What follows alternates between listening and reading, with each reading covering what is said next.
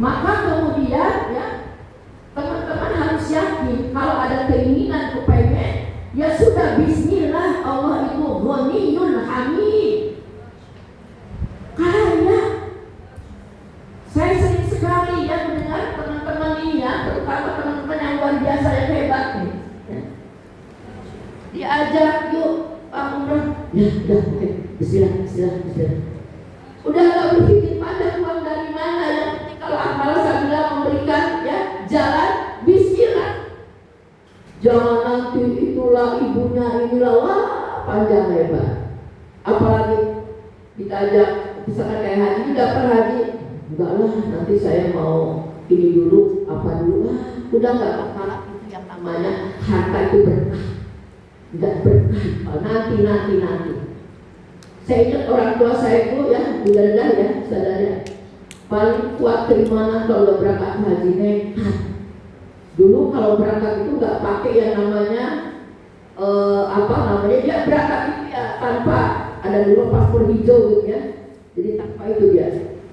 Dan dia tuh keyakinan kuat. Saya ingat kalau ke orang tua saya itu, kalau sudah bicara tentang haji, kalau ada uang tuh udah nggak bikin panjang.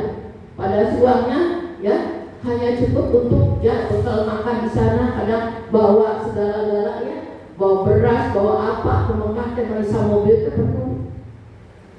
Jadi saya ingat begitu kalau saya sudah berpikir tentang Masya Allah, ternyata yang Allah berikan kepada kita anugerah. Ketika kita untuk Allah, maka yakinlah Allah itu bakal memberikan limpahan keberkahan buat kita semuanya. Kekuatan itu yang harus terbangun oleh para guru, para tenaga pendidik Malsabila. Dan alhamdulillah banyak teman-teman yang tidak berpikir panjang, ketika diajak udah bismillah. Yang penting nggak ada ya. Di dalam hadis itu ya dikatakan bahwa tidak ada yang untuk ya mengorbankan untuk Baitullah kemudian setelah itu melarat ya miskin. Enggak ada orang yang haji, orang yang umroh pulangnya miskin. Bahkan sebaliknya kemudahan yang akan diraih. Kita umur nggak tahu ya. Tapi paling tidak ketika kita kerinduan yang kita benar-benar kita rasakan, kemudian kita bismillah dengan perjuangan yang luar biasa ya, pengorbanan yang luar biasa, kami yakin berarti keyakinan atau iman kita ini sudah nanti gimana anak sayanya, nanti gimana ini bla bla bla, itu kan gak yakin sama Allah. Saya ingatkan sebuah Al-Quran dan surat Al-Qasas ya. A'udzubillahi minasyaitonirrajim. Bismillahirrahmanirrahim. Innal ladzina faradu 'alaikal Qur'an, itu ya, ila ma'ad qul rabbi a'lamu man jaa'a bil huda wa man huwa fi dhalalin mubin. Dikata Allah dalam surat Al-Qasas ayat 85.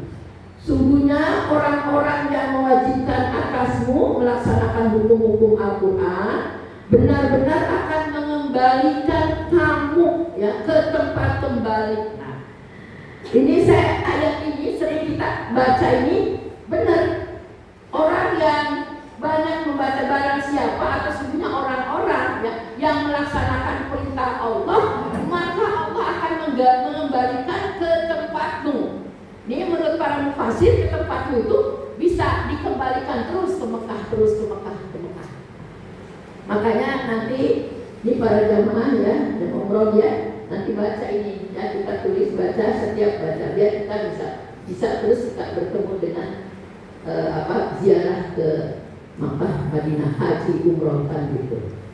Jadi ini betul barang siapa, sesungguhnya orang-orang ya yang melaksanakan kewajiban ya, menjalankan Al-Quran itu kan kewajiban. Lalu Allah akan kembalikan ke tempat yang mulia ya. Ini saya berarti kita itu hidup itu ya pengen ya terus kita tuh bisa ziarah baik haji dan umroh ya. Kalau haji cukup satu kali, kalau umroh berkali-kali ya. Kalau umroh berkali-kali nggak apa-apa, karena di situ dalam hadis berapa? Kalau umroh itu ya diantaranya ya dari umroh sekarang ya, kemudian sampai berikutnya ini menggugurkan dosa. Ya. Jadi ada hadis mengatakan bahwa ya barang siapa yang berumroh ya, maka ya ke umroh selanjutnya itu insya Allah Allah akan hapuskan dosa ya. Nah, ini sangat luar biasa ya, mungkin nanti perlu ditakhrij ini hadisnya. Tapi yang jelas memang kalau umroh mah nggak masalah berkali-kali, asal kita ingat jangan sampai kita umroh ya berkali-kali tapi kita kepedulian terhadap tetangga atau juga teman saudara misalkan kita masih belum kita lakukan dengan baik. Selagi kita tetap memberikan kebaikan-kebaikan ya, memberikan kebaikan, wa insya Allah yaitu akan memberikan kepada kita ya adanya atau dihapuskan dosa oleh Allah Subhanahu wa taala. Nah, oleh karena itu ya kepada teman-teman semuanya ya, mulailah kita dalam diri kita tumbuhkanlah niat dan kerinduan untuk ya menunaikan ibadah haji atau juga umrah. Nah, ada beberapa hal yang barangkali ya kedatangan kita ke Baitullah ini ya sesungguhnya ini adalah sebuah perintah dalam Al-Qur'an.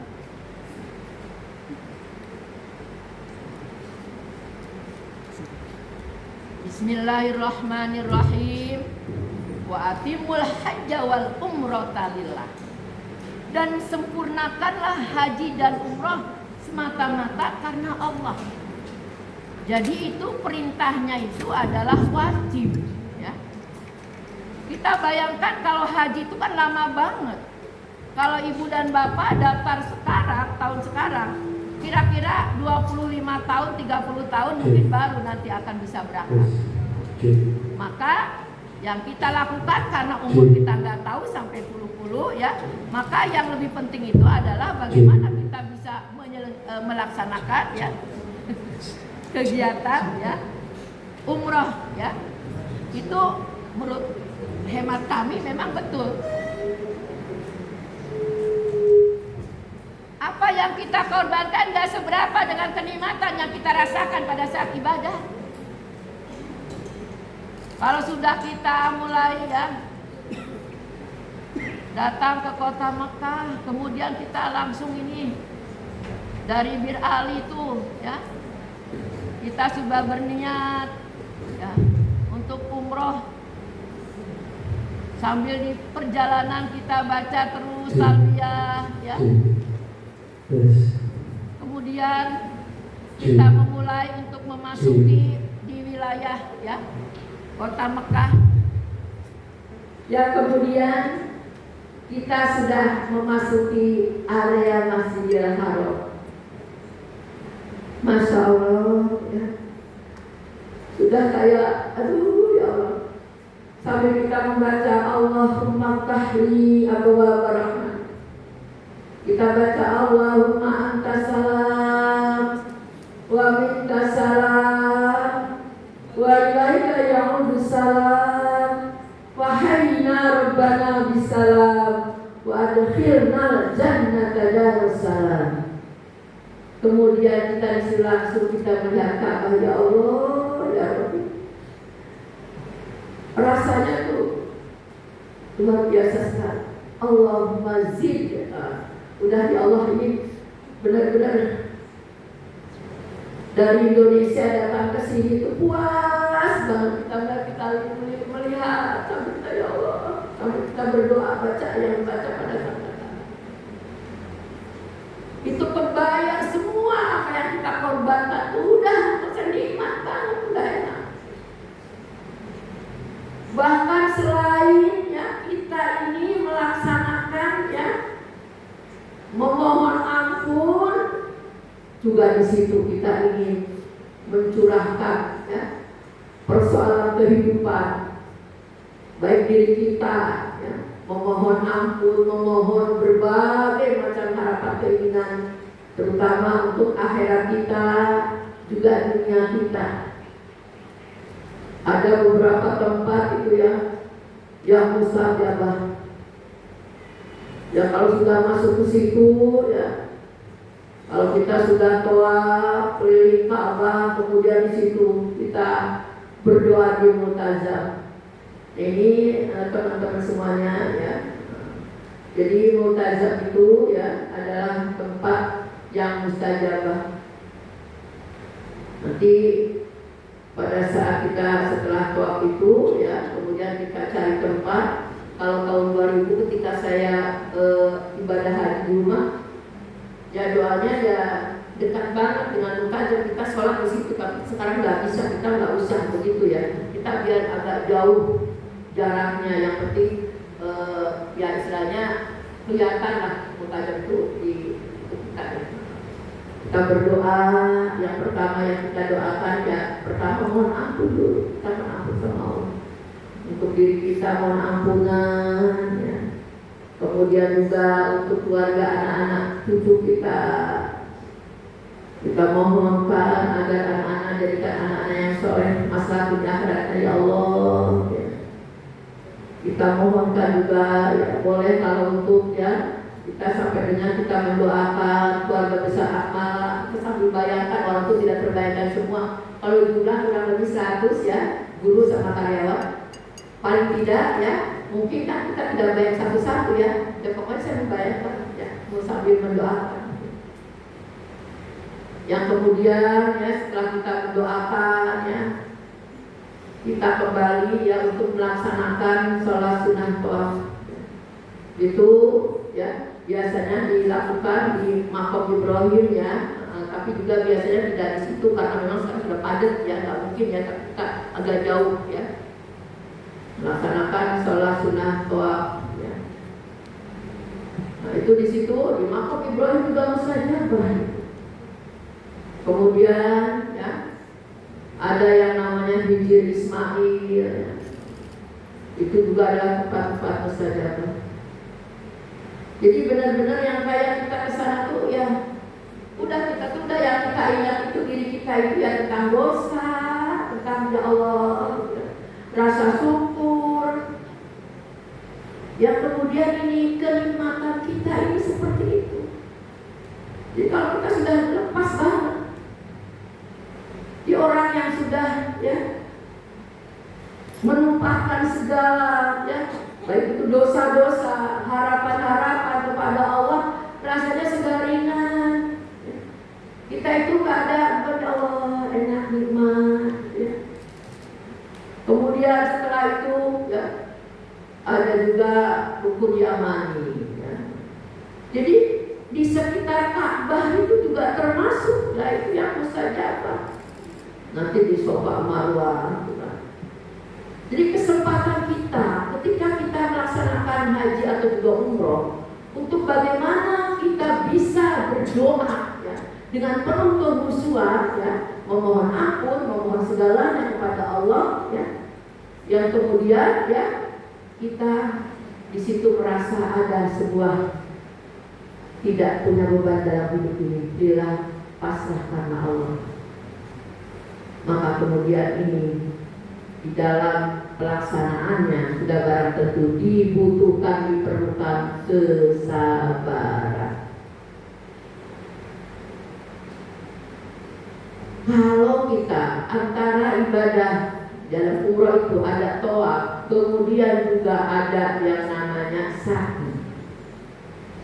Itu ketika setelah tawaf itu kan langsung kita itu ke Bukit Safa Marwah sa'i, tempatnya masih di dalam Masjidil Haram.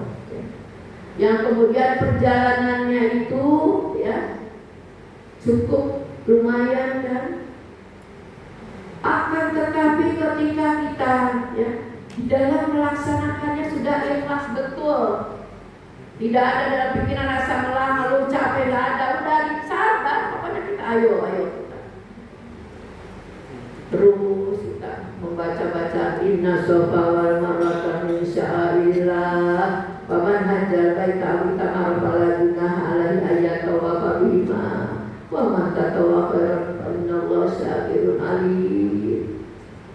Kita baca kita beberapa ada bacaan-bacaan yang kita membaca pada saat doa lagi doa. Pokoknya kita ikuti dengan penuh kesyukuran, kesabaran. Yang kemudian setelah kita melaksanakan ya, sa'i, kemudian kita baru tahalul. Pada saat tahalul itu sudah kita tahu ya, tahalul itu kan dengan caranya ya nanti dari mengguntingnya itu ya ada dulu yang kita gunting untuk suaminya dulu ya, gunting istrinya ya. Jadi yang boleh menggunting itu adalah ya yang sudah digunting dan sudah ya ke menyelesaikan sa'i tadi ya. Kemudian setelah selesai ya, nah baru kita ini biasanya kita jalan agak jauh ya. Ada yang langsung pulang, tapi juga minum air zam-zam, nikmat rasanya. Jadi kenikmatan itu sehari-hari kenikmat itu. Minum, udah enak sekali sambil kadang suka di iya, sambil lihat ya Allah, Gusti enak banget ya. Minum aja dulu. Jadi itulah ya, kenapa haji itu harus dibarengi dengan rasa syukur, nikmat, karena itu yang bakalan kita rasakan seperti itu.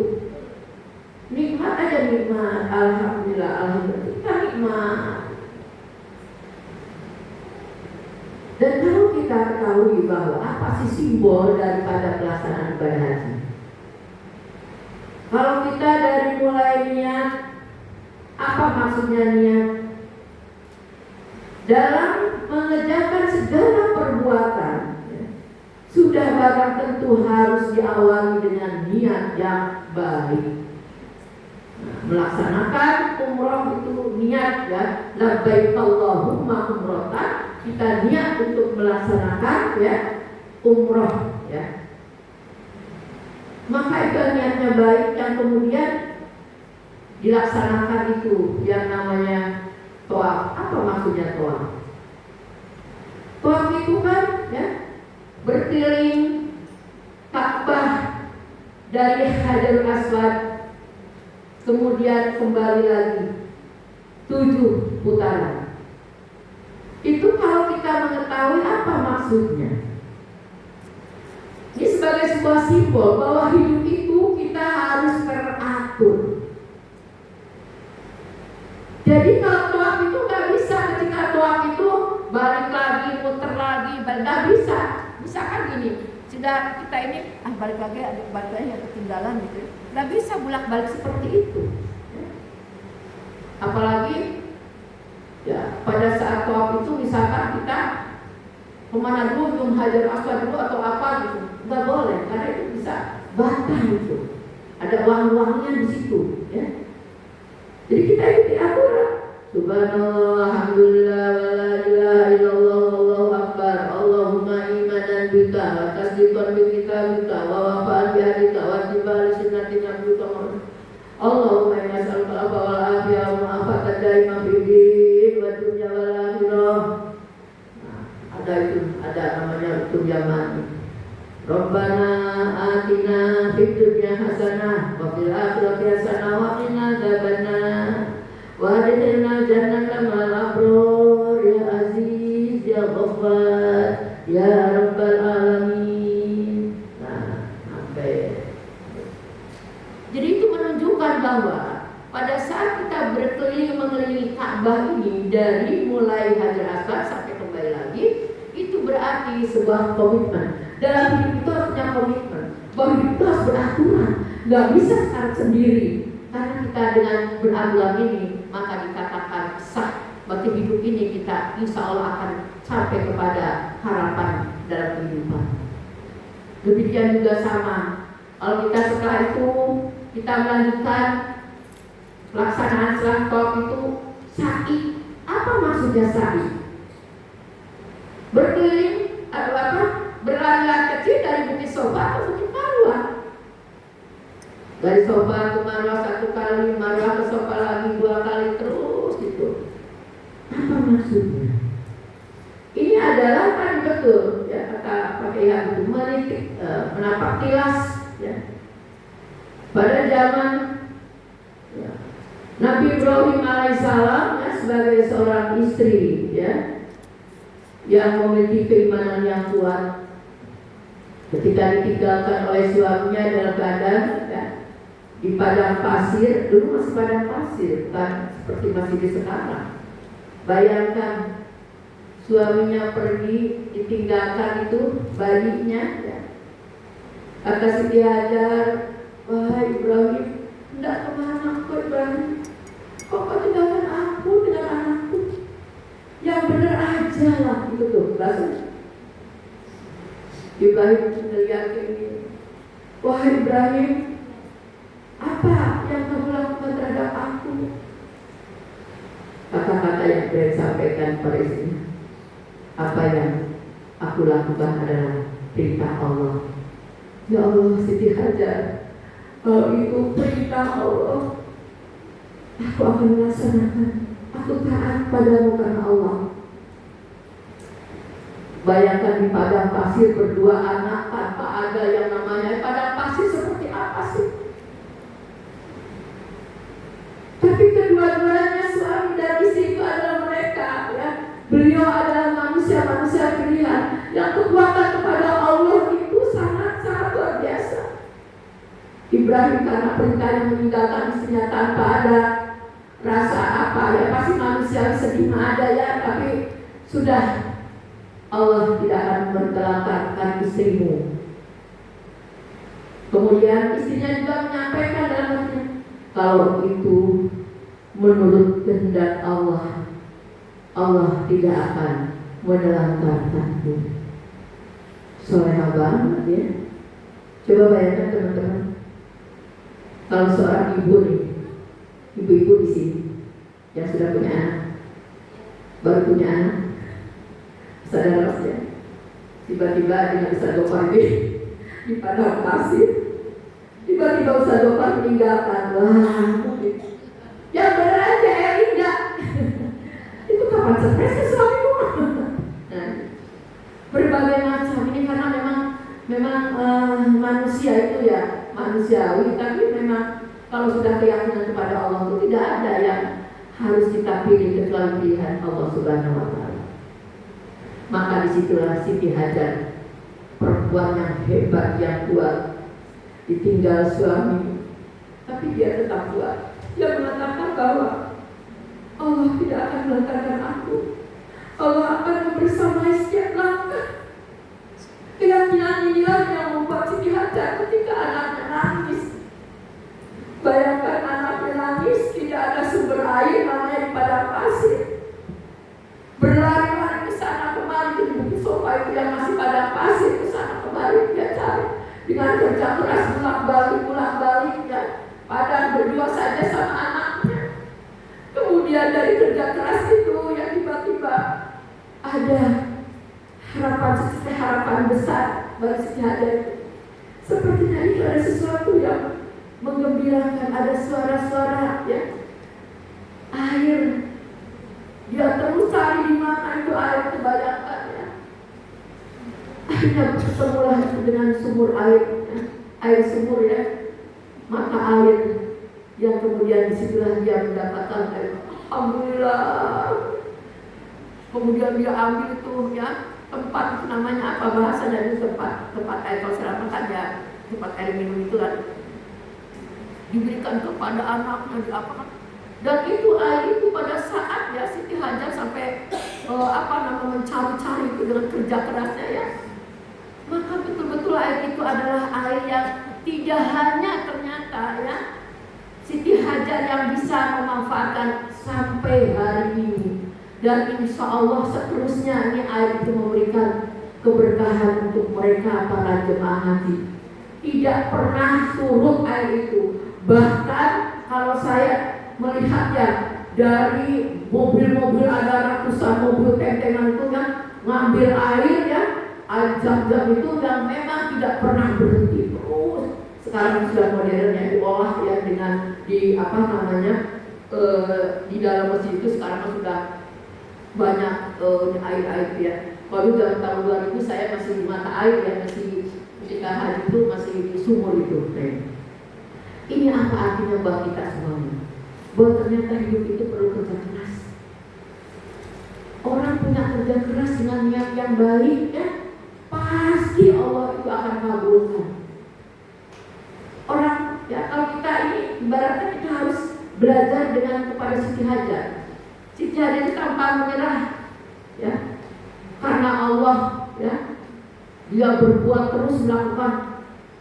Dan menurut kami itu adalah kebaikan Siti Hajar itu sampai kita bisa nikmati apa, ya, sahabat dia Siti Hajar, Allah yang memberikan. Sampai itu air zam-zam ini ternyata juga setelah dilakukan oleh beberapa ahli itu ternyata juga memberikan banyak khasiat. Bahkan saya merasakan, ya, yang namanya kalau di makan tuh jarang makan macam-macam, ya. Yang makan kan juga ada makan pada saat dia di hotel, ya, makan pasar. Karena udah aja tuh kenyang banget. Udah kadang-kadang kita kalau duhur waktu saya sama Cece itu sampai dengan malam saya enggak mau pulang ke hotel, ya kita paling bawa kurma sedikit, tapi juga misalnya kan banyak, apalagi kalau puasa udah makanannya banyak, ya. aja buka itu kalau buka puasa itu berbagai macam makanan itu yang pada sedekah misalnya. Jadi betul-betul air zam-zam itu ternyata bisa mengenyangkan kita, ya, dari kehausan dan kelaparan. Bukan lagi nggak lapar itu. Nah, inilah yang kita katakan, ya, bahwa ada beberapa simbol, ya, dalam perjalanan haji itu ternyata, ya, ini menunjukkan kepada perintah dalam kehidupan kita. Maka teman-teman semuanya, ya, kita jadilah orang-orang yang memiliki kekuatan pada Allah yang kuat, yang percaya, yakin sama Allah. Gak boleh ragu-ragu, gak boleh takut kelaparan, gak boleh takut ini, takut dan sebagainya. Yang penting kita kuatkan saja, ya, perintah Allah kita lakukan dengan sebaik-baiknya. Wa insya Allah akan membersamai kita semuanya. Yakinlah dalam diri teman-teman bahwa teman-teman itu pasti insya Allah bisa berangkat. Ya, nanti insya Allah kita ini sekarang di bulan Januari, ya.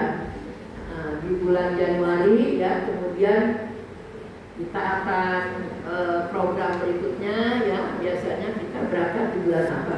September, ya.